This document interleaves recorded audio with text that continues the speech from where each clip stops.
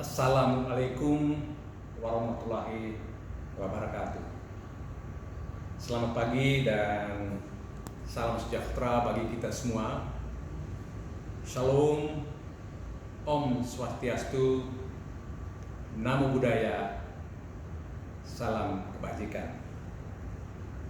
Ya, di tengah-tengah pandemi COVID-19 ini,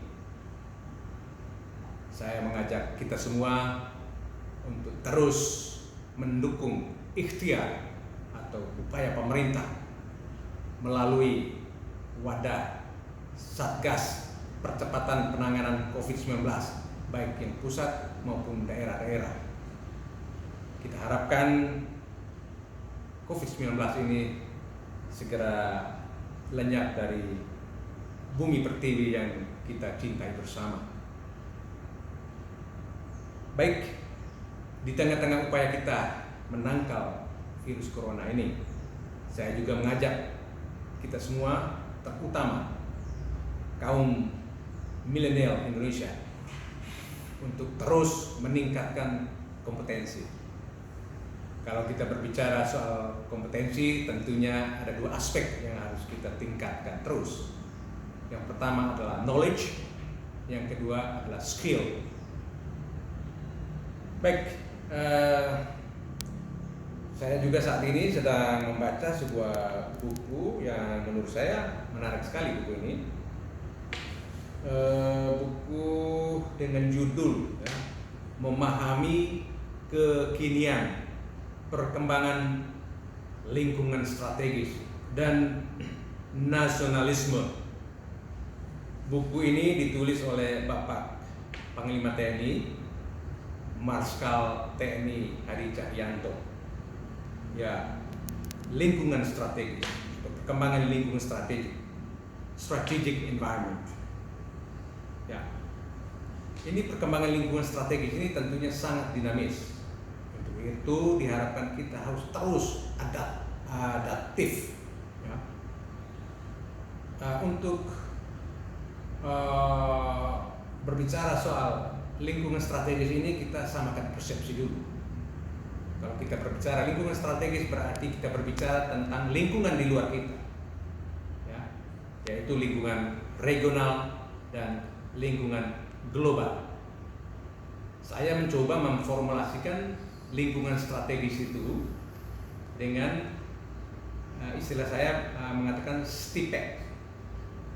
Yang pertama adalah Science and Technology, perkembangan ilmu pengetahuan dan teknologi. Itu yang pertama. Semua kita harus tahu. Yang kedua adalah tentang transnational crime. Ya. United Nations atau PBB itu mengkategorikan transnational crimes ini ada 18.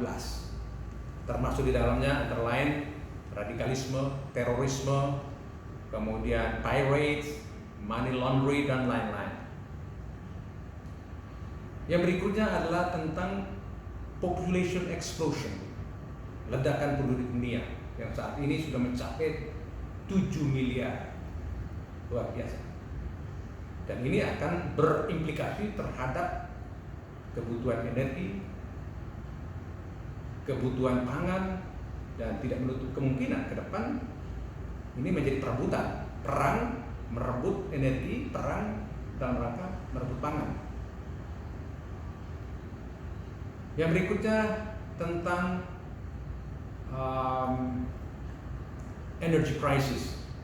Ya, ini berkaitan dengan population explosion.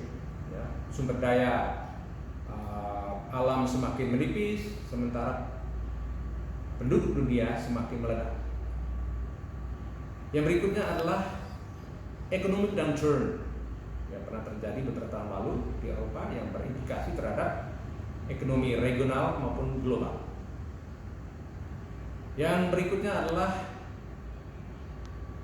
climate change, ya, climate change, perubahan iklim yang kita kenal dengan global warming. Ya, global warming ini harus kita atasi mulai saat ini.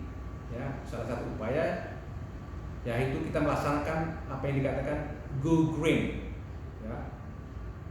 Jadi tidak hanya membabat hutan atau tidak membabat hutan, tetapi kita menanam semua pepohonan untuk menghijaukan kembali dunia ini. Yang berikutnya adalah kita berbicara soal konflik. Konflik di dunia ada 3 macam. Yang pertama adalah intrastate conflict, konflik antara sesama anak bangsa yang ada di suatu negara. Jadi intrastate conflict.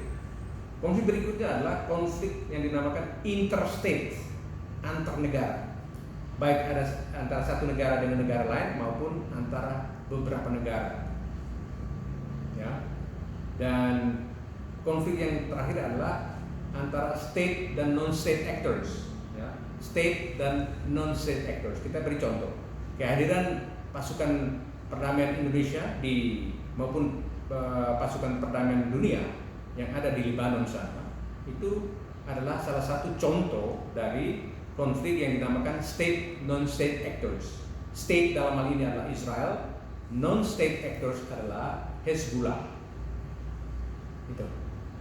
Dan yang terakhir adalah berbicara soal Meteor 4. Saat ini pakar ilmu pengetahuan sedang memikirkan bagaimana menangkal meteor-meteor ini, ya, yang pernah jatuh ke bumi ini, dan kalau ini terjadi di masa yang akan datang, bagaimana, ya, ilmuwan itu berusaha menangkal dengan teknologi yang ada, menangkal atau menghancurkan meteor-meteor ini dalam perjalanan menuju bumi. Itulah perkembangan lingkungan strategis atau strategic environment yang harus terus kita adaptif, ya. Jangan sampai kaum milenial lengah atau hanya berbicara soal internal, tetapi pahami juga, ikuti terus tentang perkembangan lingkungan strategis atau the development of strategic environment. Saya kira untuk kali ini cukup sekian. Mudah-mudahan ini bermanfaat bagi kita semua, khususnya kaum milenial Indonesia. Saya akhiri dengan mengucapkan wabillahi taufik wal hidayah. Wassalamualaikum warahmatullahi wabarakatuh. Selamat pagi.